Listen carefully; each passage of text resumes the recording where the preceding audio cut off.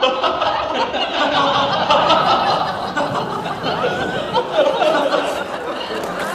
and gentlemen, Alexander Quirk.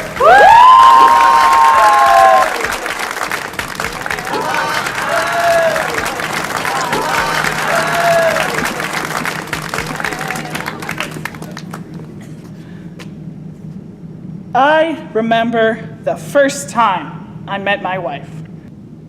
Now, when I first met my wife, I was on a blind date. And I knew from the second I saw her, I just knew that I would do everything in my power to never see her again.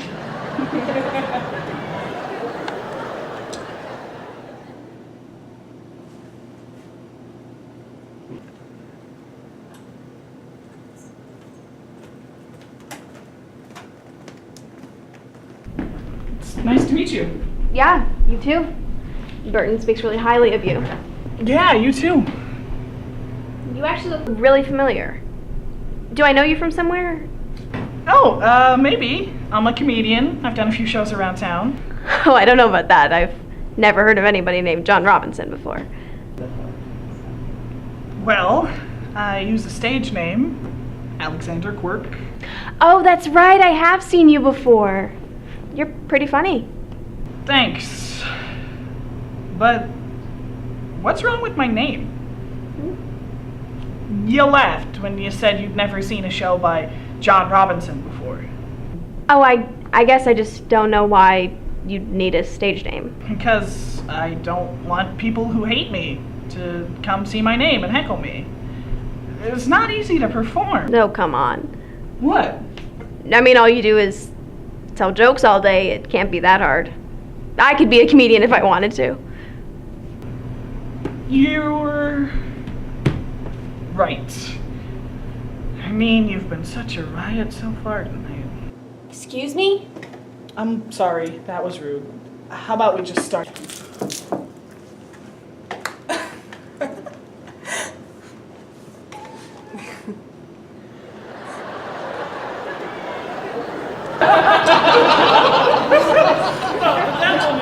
That woman was not me. No, my wife was the lady laughing at me directly afterwards. But now that I've done it, now that I've landed my first set, I feel like I can officially say it. I'm back! I wish you'd stay gone. Oh, okay, we're just jumping right into it. All right. I'm going to humiliate a heckler. It's a vital skill, core skill. I can't see with the lights in my eyes. Who's that? Who said that out there? Me. Me? Well, of course it's you. That's the most useless answer. God, that is the most useless answer in the English language. If you knock on someone's door at midnight and they shout, "Who's this?" and you say, "It's me," you're gonna get shot. Come on, what's your name? Don't worry, I won't make fun of it. I'll make fun of something with more substance than just your name. It's Todd. Todd? Not only does he have a stupid name, but he's gullible too. Jesus Christ. But I don't understand the mind of a heckler. I mean, you paid to be here. You can talk all you want, but I mean, clearly one of us is winning. There's no refund. But as I was saying, before I was so rudely interrupted, my wife is a wonderful person. She's a forensic psychologist. And she would go to court, and these people who didn't know the system, or they couldn't work around it, or they had some sort of mental handicap, she was their saving grace. She was their angel in shining armor, and she would help. Yeah, cheer for us.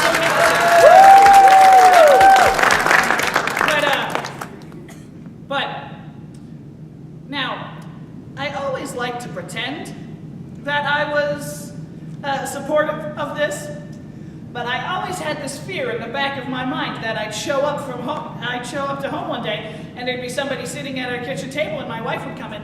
"Oh, honey, this is a cannibal. He said he'd love to have us for dinner." My wife, her work always made me very proud, but nothing made me prouder than the day she told me we were going to have a little girl. Woo! Now I understand cheering for the first one, because that's amazing, but this happened like over a decade ago. So I don't get why people cheer for that, and that makes it sound like I don't want people to be happy about the birth of children. And that's not true. But anybody with children, they just know. You're having a nice day, and then suddenly you have to teach your infant child, hey, I don't know how to explain this to you, but you gotta stop trying to eat the cat. Oh, you can count to 10? That's wonderful, because that's how many times you've puked directly into my mouth. First words thing for a while now, and I don't even think mama's in the dictionary. Webster had no affection.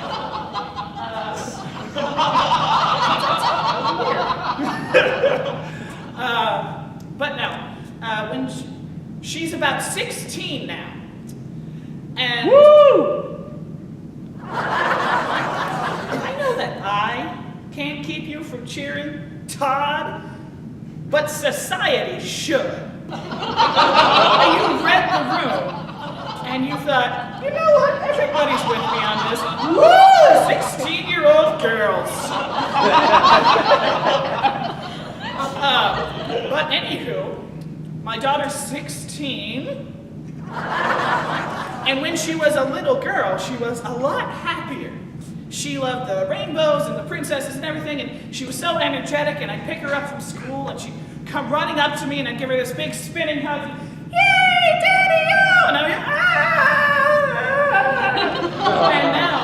be, and now she's 16, and she is a lot more sarcastic and mean and distant. And I have to say, I love her so much more now. I am not a type of person who has the energy to match a small child, nor should anyone be. And I pick her up from school these days, because she can't drive yet. I pick her up from school these days, and it's just, hey. And sometimes I still catch myself. Sometimes I'm so,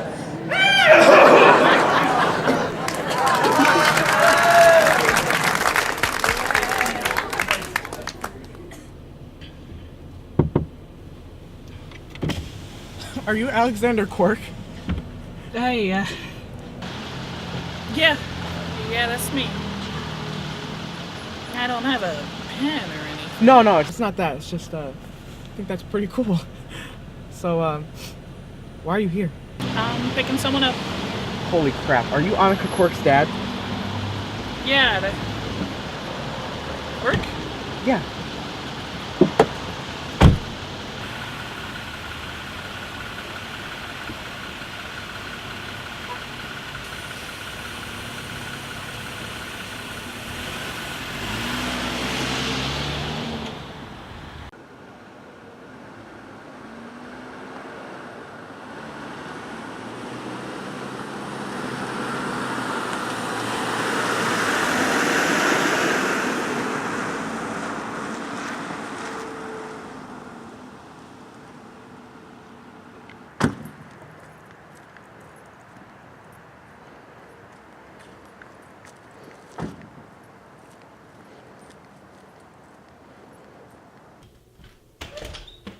So, did you learn anything new at school today? No. Oh, well, what did I send you there for? Don't know. Huh.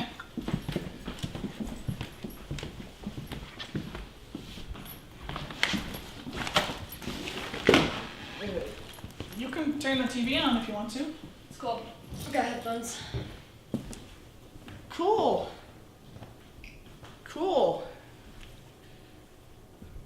Wouldn't want to be uncool.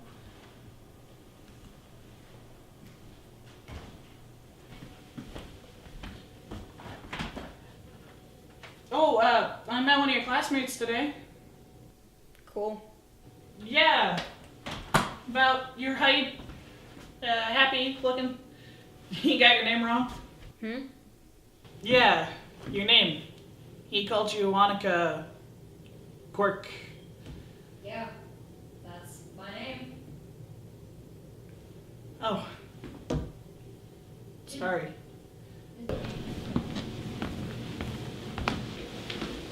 Guess who? The icy grips of death? Oh, you'd be so lucky. But seriously, these things are cold. You should see a doctor or something.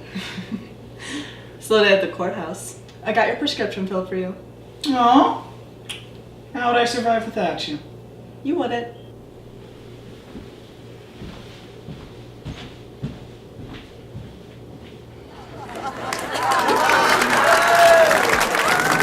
So that's my family. And I gotta say, it's a little overwhelming. It really is. My wife out there changing, saving lives, and my daughter is this crazy talented musician. And meanwhile, I'm in the car secretly eating ho-hos, wondering why the house. And it must be, but actually, it reminds me of another time when my wife and I... Say it like Borat. Say it like Borat? Say it like Borat.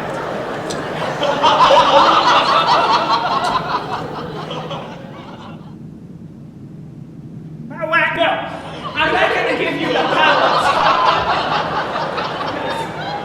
Now, I get to humiliate you again for live audience and cameras so you get to show your grandchildren that you were a douchebag.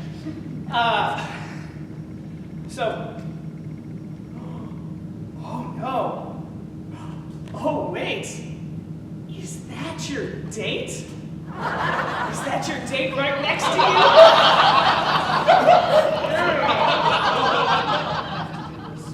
Ma'am, is it true? Are you cursed to be with him this evening? Yes? Okay. Well, first off, after the show, come see me. I'll give you a full refund. Because you know he made her pay.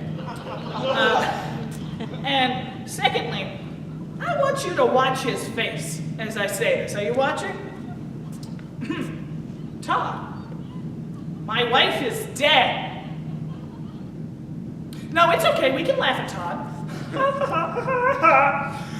I was going to build up to that, but let me cater the whole show around you, Ironland, and your fear of 5 seconds of silence. I don't know if you understand this, but the way jokes usually work is that there's a setup where nobody says anything, and then there's a punchline where everybody loses their minds because I'm a genius.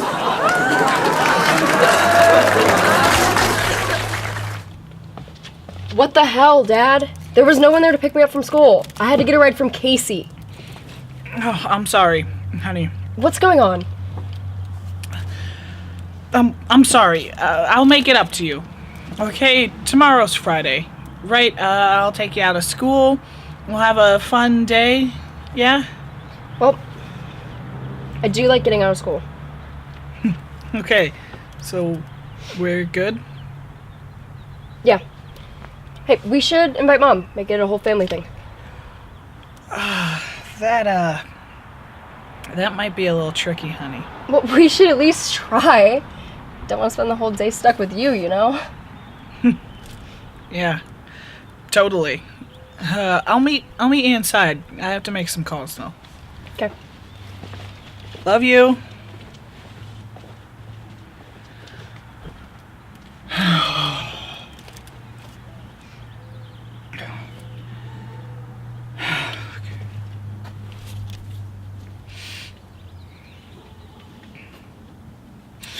Hey, is Burton there? This is John. Yeah, Alex. Hey, Bert. No, I'm just calling to say I think I have to cancel my commercial shoot tomorrow. Yeah, I know, but... No, I don't... Actually, yeah, that might be good. Yeah, cancel everything. Everything.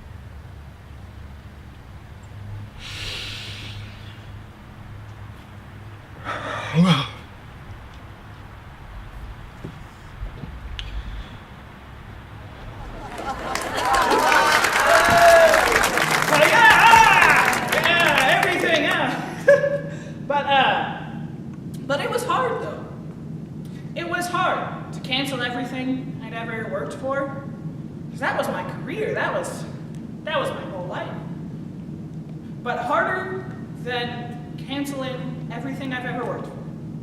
Harder even than hearing that my wife had died was the pain and the sorrow that I felt the next day when I had to tell my daughter. I took her out of school for the next day, because of course I did. What kind of parent would just say, hey, your mom's dead, off to bed? But I took her out that day. We had a lot of fun. But then came the time when I had to tell her. I had to look into my little girl's eyes and I had to say, you are never going to see your mother again. And as I'm sitting her down on the park bench, as I'm getting up the will to tell her that her mother is dead, I hear from behind me, quick, Alex, over here! It's a paparazzi guy. Hey, I don't know if you can tell, but I'm kind of having a moment here. And do you know what this guy says to me? He says, I'm trying to capture the raw emotion. The raw emotion. He thinks he's gonna win a Pulitzer for photographing Pagliacci over here. This is gonna end up on TMZ. But it's not art. The most that will come of it is somebody's gonna be standing in a checkout line at the grocery store and they're gonna be like, oh, that comedian I like, his wife died. That's too bad. He played a cartoon mouse once. Holy crap, chocolate flavored chewing gum. And that'll be it. That'll be the whole thing. And I'm gonna pick up a tabloid someday and it'll say, spotted, Alexander Quirk in the sepia tint. Because I got the one paparazzi guy with an art degree. Yeah, fun fact, the only time he ever used that degree. But I like to think that I'm good at diffusing situations. It is, after all, a staple of comedy. So I walk over to the guy, very calmly, and very diplomatically as you can, I like to believe. I punched him in the face. And you know, I felt like I was entitled. But of course, the law disagreed. I don't know how slash.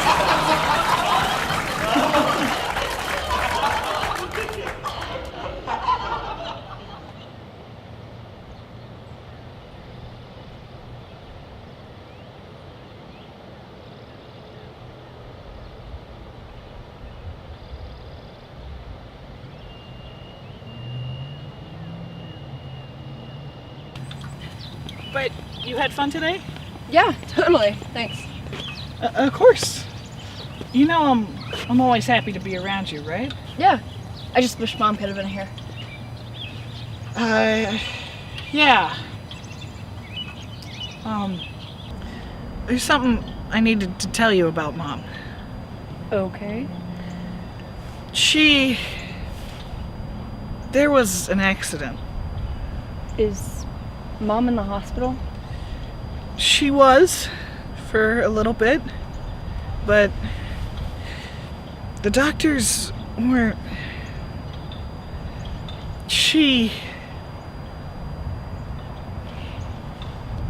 Her funeral's on Sunday. Oh. Are you okay? Yeah. Are you sure? It's okay if you're not okay. It's okay. If you need anything from me, I canceled all my stuff. I can take you out of school. We can travel. It's okay. I want you to know that... Hey, Alex, over here! Are you okay if I go talk to him? Sure. I'll be right back. Hey, listen, I know this is your job and everything, but... Yeah, it's my job. I need pictures, man. I know that, but my wife just died, and I'm just now telling my daughter That's about... great. That's great? Yeah, I can see you sad and vulnerable. I'm not vulnerable enough? No, you're happy and funny. You're Alexander Quirk. I want to see you real, sad, and angry. Okay. You want sad and angry. All right. Oh my god, Dad! Dad, stop!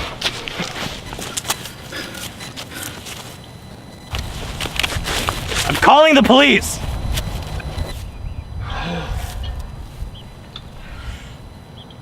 My wallet's in my car.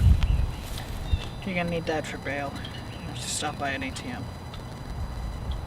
Okay.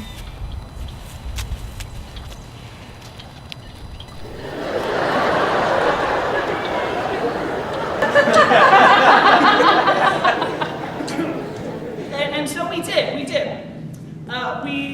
I took her out of school, we went traveling, we had a big, long vacation. And something you notice when you're traveling is, how do I phrase this delicately? Everything costs too much! I don't know if anybody's ever told you, the plebeian masses, this, but when you don't work for a year, things get more expensive. Starts to matter. And something you notice when you don't have a lot of money is that, and this isn't just an American thing, you notice this across seas under any economic form of government, under anything, any country, you realize that we, humanity, as a society, have built up a society of consumerism. Society of consumerism. Anywhere you go, it's all just consume. Complained the fat guy. But that's part of it, though. That's a part of it. I mean, I know, for instance, I eat for comfort. I know there are other people out there who shop for comfort. And I don't understand what kind of sense that makes. I'm feeling a little bloated lately. I know what'll help. Cheesecake! But that's just what you get. That's the society that comes. And you can see it seeping into everything. For instance, we now have a president whose theme song used to be money, money, money, money. And yeah, you almost got through it, too. You almost got through an entire comedy show without anybody mentioning the president. And a part of me feels like it's a cheap joke, you know? You've all heard a million jokes about Donald Trump.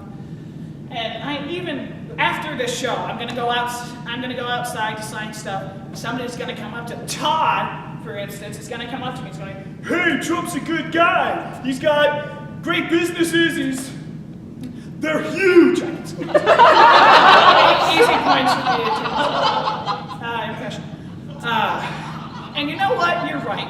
Donald Trump is a good businessman. In fact, I was just at Trump Taj Mahal, where I enjoyed a juicy Trump steak and flew off the next day on Trump Airlines. If you don't get the joke, all of those things no longer exist.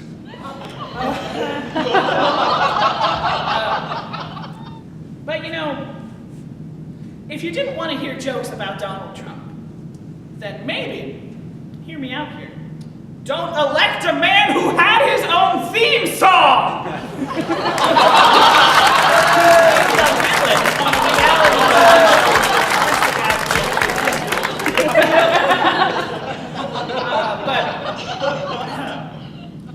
But yeah, and he's only president because he was such a big moment. He was such a big figure as a billionaire.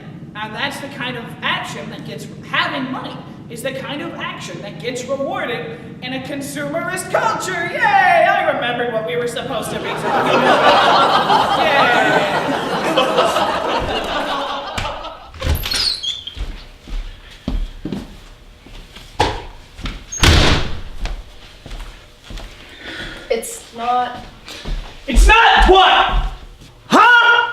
Nothing. No, you were gonna say something. What was it? It's not that big a deal. It's not that big a deal?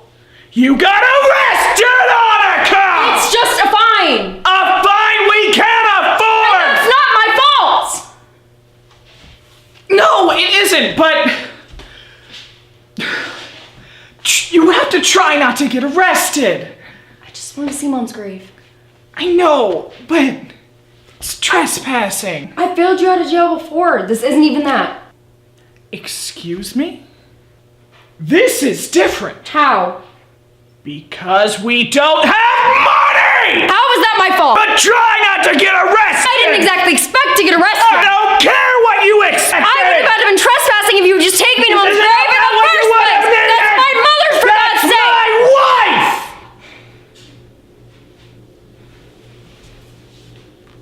You really need to just take a job.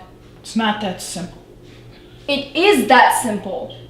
Paint your face and join the damn circus for all I care. Go to your room. I have to meet Casey for school. No, you don't. Go to your room. Dad, that's like 80% of my grade. Okay, you'll fail. Go to your room. No. I'll talk to you when I get home. Maybe you'll calm down then. Hey, I'm serious! You walk out that door, you're not welcome back! Sure.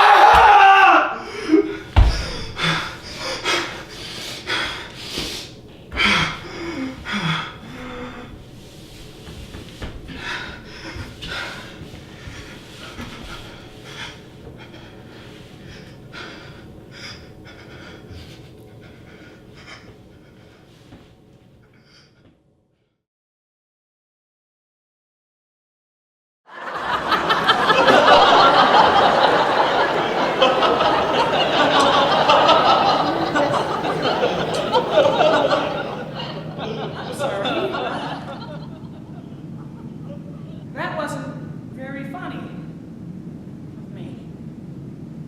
I know I turned it into a joke and everything, but I should not have done that. I mean,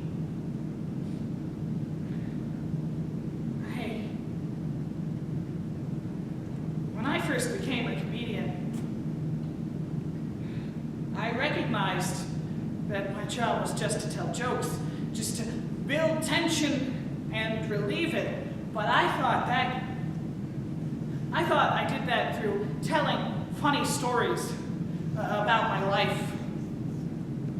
And I did not realize at that point, and for a long time afterwards, how wrong that interpretation was.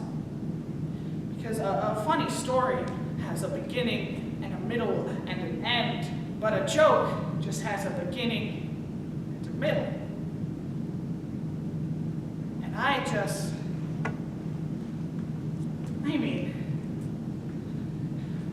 mean, look at you people. You're still waiting for the punchline.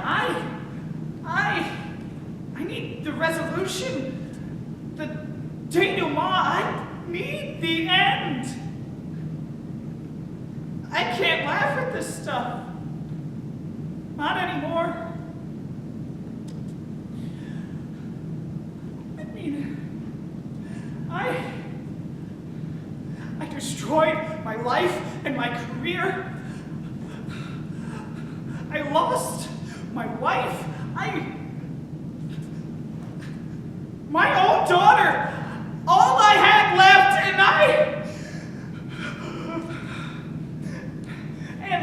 and you people know that I'm exaggerating this, right? You know that it's not real, that I make some of this up, all for a group of people, for an hour that they won't even remember.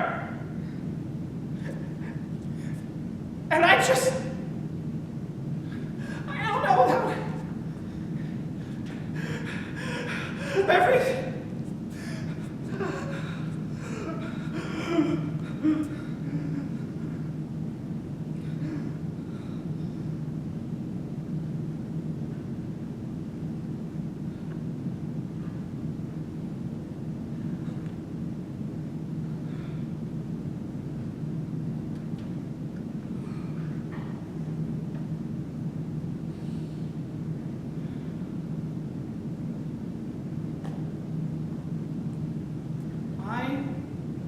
First special after I got married, I told one of my most famous sets.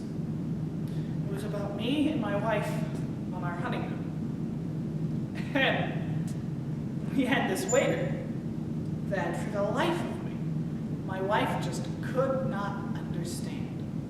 But she didn't want him to make him feel bad, so she pretended like she could. This was one of my most famous sets. It always got big laughs. And it is one of my most cherished memories about a woman who was so kind and who I loved so deeply. My life fell apart without her.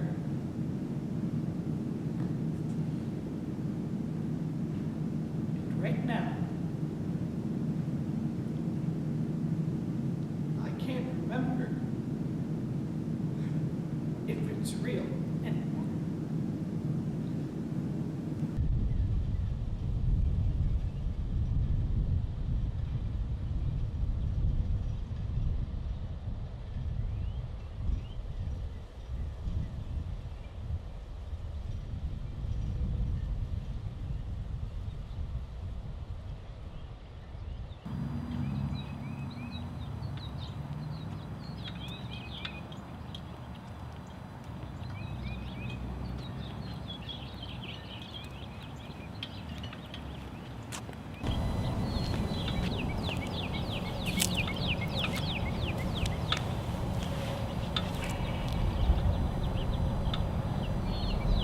I took a job. I don't care. Yeah, I don't think I would either. But I thought you should know. I understand that I can't take back what I did. And I know I can't take back what I said. And I would understand entirely if you didn't want to move in back home. But if that's the case, I brought you some money. It's from the special. It'll be enough for the down payment and the first month's rent on your own apartment. And if you ever need anything, you can call me or you can come see me. But if you don't want to, then I'll leave money here. Every month, the first of the month, under this bench.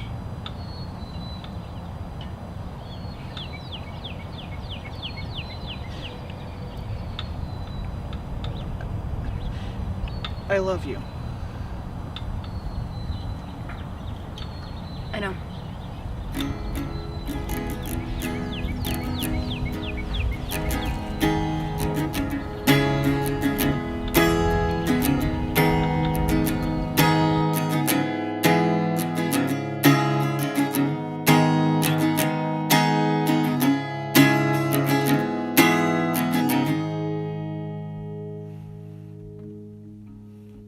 When I heard the news, I didn't know just how to say, knew that I had to be there. Boyhood and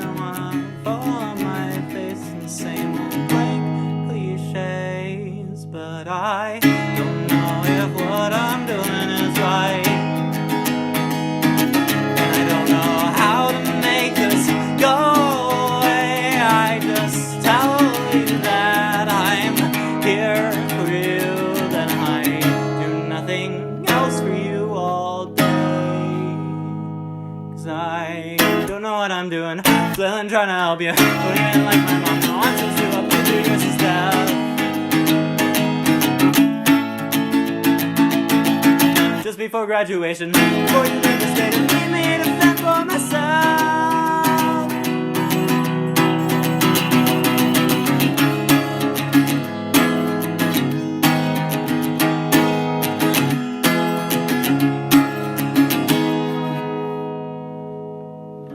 Everything about this situation is ironic. Like how her last words were, you know I'm always there, and how you wrote a film on the same friggin' topic not too long before this shit went down, and no one seems to care, and how I'm breaking down when you need me the most, and how I'm failing where she always seems to know just what to say to make it feel like it's okay, and how I'm plummeting when you're finally starting to grow.